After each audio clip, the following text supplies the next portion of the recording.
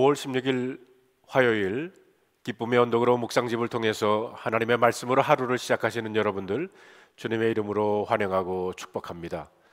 오늘 우리에게 주시는 하나님의 말씀은 호세아서 2장 2절로 7절까지 있는 말씀입니다.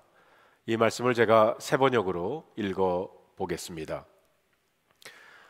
고발하여라, 너희 어머니를 고발하여라. 그는 이제 나의 아내가 아니며 나는 그의 남편이 아니다. 그의 얼굴에서 색욕을 없애고 그의 젖가슴에서 음행의 자취를 지우라고 하여라. 그렇게 하지 않으면 그가 처음 태어나던 날과 같이 내가 그를 발가벗겨서 내버릴 것이다.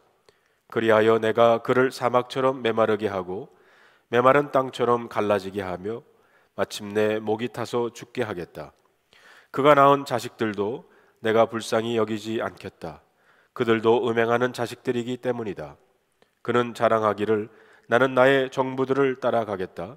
그들이 나에게 먹을 것과 마실 것을 대고 내가 입을 털옷과 모시옷과 내가 쓸 기름과 내가 마실 술을 댄다 하는구나. 그렇다. 그들의 어머니가 음행을 하였다. 그들을 배웠던 여인이 부끄러운 일을 저질렀다. 그러므로 내가 이제 가시나무로 그의 길을 막고 담을 둘러 쳐서 그 길을 찾지 못하게 하겠다. 그가 정부들을 쫓아다니도 그들을 따라잡지 못할 것이다. 그들을 찾아다녀도 어디에서도 만나지 못할 것이다. 그제서야 그는 이제는 발길을 돌려서 나의 남편에게로 돌아가야지. 나의 형편이 지금보다 그때가 더 좋았다 할 것이다. 오늘 저와 여러분에게 주시는 하나님의 말씀입니다. 기도하겠습니다. 새날을 주신 하나님 감사합니다. 저희들에게 이제 호세아서를 통해서 하나님의 음성을 듣기를 원합니다. 성령님, 우리의 마음과 생각을 주장해 주셔서 오늘도 주님의 말씀을 붙잡고 그 길을 걸어갈 수 있는 하나님의 백성들 되게 하여 주시옵소서. 우리 주 예수 그리스도의 이름으로 간절히 기도하옵나이다. 아멘. 이 호세아서는 기원전 8세기 북이스라엘 여로보암 2세를 배경으로 하고 있습니다. 이 시대는 물질적으로는 풍성했던 때였습니다. 열왕기하 14장은 여로보암 2세 시절을 설명하고 있는데 여로보암 2세가 41년 동안 북이스라엘을 다스렸다고 기록합니다. 여로보암 2세가 통치한 41년은 북이스라엘의 최고의 전성기였습니다. 북이스라엘의 영토는 북쪽으로 하맛 어귀, 남쪽으로는 아라바 바다까지 이르렀습니다. 하맛 어귀는 두로와 시돈을 넘어서는 북쪽 지경까지를 말하는데 솔로몬 시절의 영토를 거의 회복한 것입니다. 남쪽으로도 사해 바다 아래까지 달아났으며 여로보암 2세는 그 넓은 영토를 소유하고 남쪽으로는 유다를 압박하고 그리고 해외로는 여러 나라와 무역을 해서 물질을 많이 축적한 부유한 나라가 되었습니다. 그런데 문제는 여로보암 2세는 여로보암 1세의 죄에서 떠나지 않았다는 겁니다. 북이스라엘을 창건했던 여로보암 1세는 우상을 세우고 섬긴 죄인이었습니다. 베델과 단에 금송아지 우상을 만들고 이를 애굽에서 구원해낸 하나님이라고 가르쳤습니다. 절기를 자기 마음대로 변경시켰고 레위인이 아닌 일반 백성을 제사장으로 삼아서 그들로 하여금 제사를 집례하게 했습니다. 북이스라엘 첫 번째 왕 여로보암 1세의 죄가 여로보암 2세 시절까지 끊어지지 않고 이어지고 있었다는 겁니다. 여로보암 2세 시절은 물질이 넘쳐나던 시절이었기 때문에 죄도 관영했습니다. 차라리 돈이 없었더라면 죄의 볼륨도 크지 않았을 겁니다.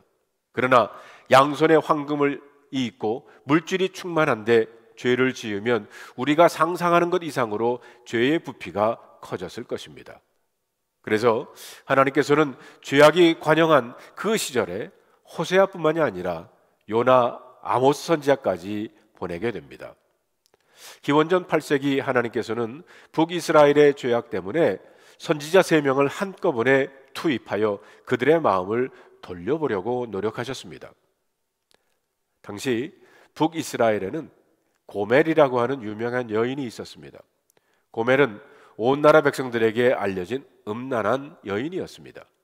하나님은 호세아를 그녀에게 보내어서 청혼하여 결혼하게 하시고 자녀를 낳으라고 하십니다. 호세아 선지자에게도 북이스라엘 백성들에게도 이것은 충격적인 말씀이었습니다. 하나님께서 이렇게 하신 이유는 고멜을 통해서 자신들의 죄악을 보게 하신 것입니다. 고멜은 이 남자 저 남자와 함께 사귀면서 정절을 벌인 여인이었습니다. 하나님께서는 하나님과 백성들의 관계를 결혼 관계로 자주 말씀을 하셨습니다. 하나님은 신랑이 되시고 하나님의 백성은 거룩한 신부가 되어서 그 언약 가운데서 자신의 영적인 순결을 지키도록 하셨던 겁니다. 하지만 하나님의 자녀인 북이스라엘 백성들은 고멜처럼 순결하지 않았습니다. 성적으로 타락한 것 이상으로 그들은 영적으로도 타락했습니다. 바알을 섬겼고 금송아지에게 절했으며 하나님 아닌 다른 신들을 여러 곳에서 섬기고 있었습니다.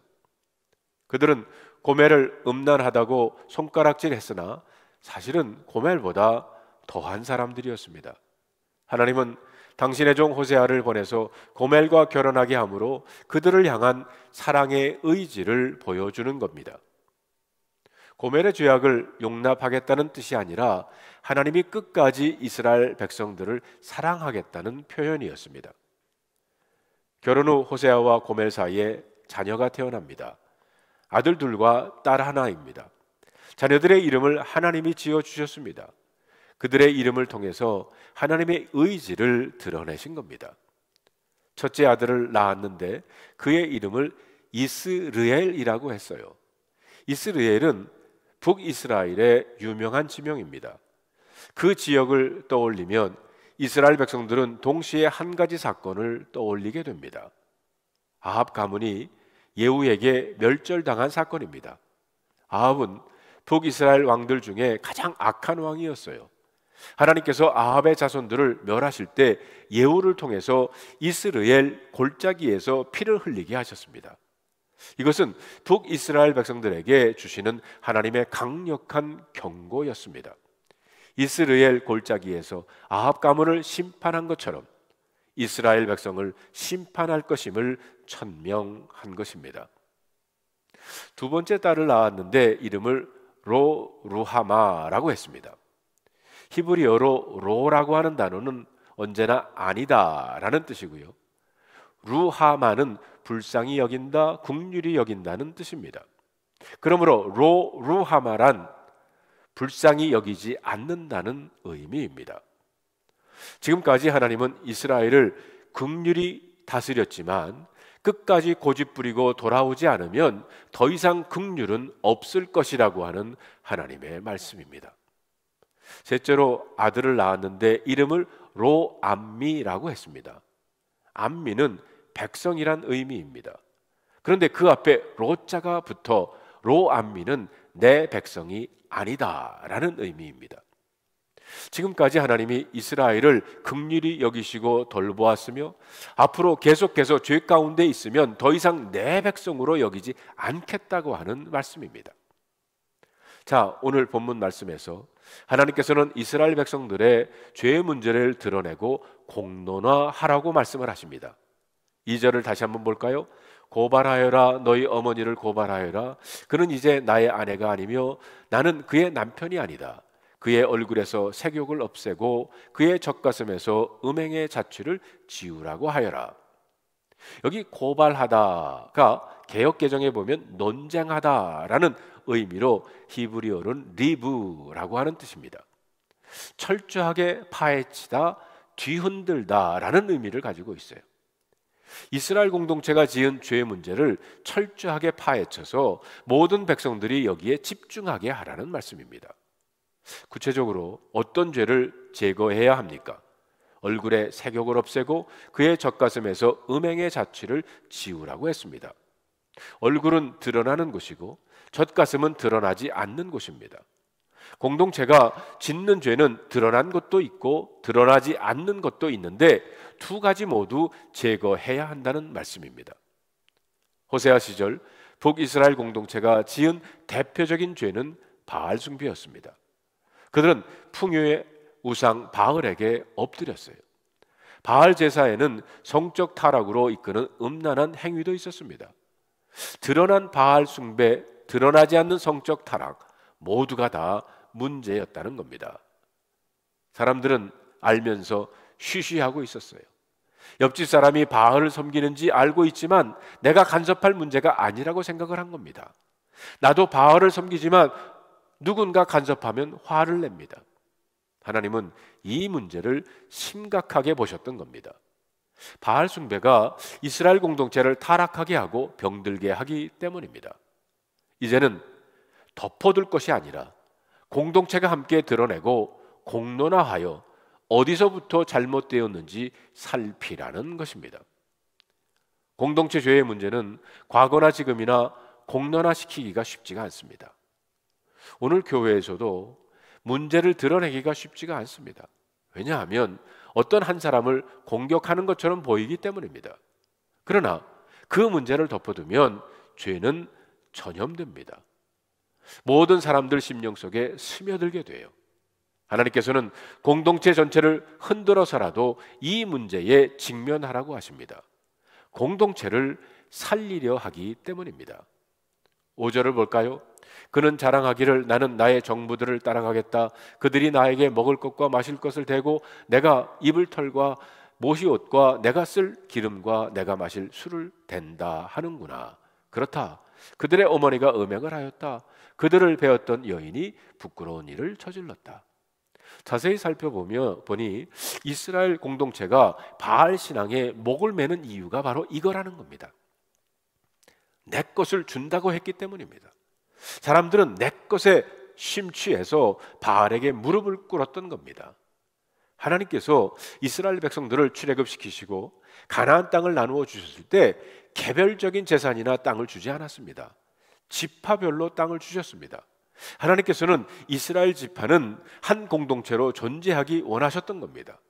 내 것을 주장하기 시작하면 그때부터 공동체는 무너지기 때문입니다. 하지만 바알 신앙은 너희 것을 보장할 테니 나에게 와서 무릎을 꿇라고 말하는 겁니다. 여기에 이스라엘 백성들이 넘어간 거예요. 바알은 풍요의 신, 농경의 신이었습니다. 그들에게 농사는 생존과 직결된 것이기 때문에 풍성함을 약속한 바알에게 넘어가게 된 겁니다. 8절을 볼까요? 바로 내가 그에게 곡식과 포도주와 기름을 주었으며 또 내가 그에게 은과 금을 넉넉하게 주었으나 그는 그것을 전혀 모르고 그 금과 은으로 바알의 우상들을 만들었다. 하나님은 이스라엘 백성들이 바알을 위해서 만든 우상에 들어간 금과 은도 내가 준 것이다 라고 말씀을 하십니다. 고발하지 않으면 이런 결론에 도달하지 못할 것입니다. 결국 그들도 하나님이 어떤 분이신지 깨닫게 될 것입니다. 성도 여러분, 오늘 우리에게 일어나는 수많은 문제들, 특히 죄의 문제들을 외면하지 말아야 합니다. 나에게 왜 이런 문제가 일어나는지, 우리 가정은 왜 이런 아픔이 있는지, 우리 교회와 교단은 왜 이런 어려움을 겪을 수밖에 없는지 직면하면서 하나님 앞에 서야 한다는 것입니다. 그러면 답을 찾을 수 있을 것입니다. 우리가 말씀 앞에 문제를 드러내기만 하면 하나님은 우리를 생명으로 인도하실 줄로 믿습니다. 기도하겠습니다. 하나님, 감사합니다. 어려운 말씀을 저희들이 묵상하면서 우리의 모습을 비춰봅니다. 이 말씀 속에서 우리의 죄를 깨닫게 하시고 그것을 드러내고 하나님 앞에 내어놓고 이제 거룩한 길, 하나님의 길을 찾아 나서는 우리 모두가 되게 하여 주시옵소서. 우리 주 예수 그리스도의 이름으로 간절히 기도하옵나이다. 아멘.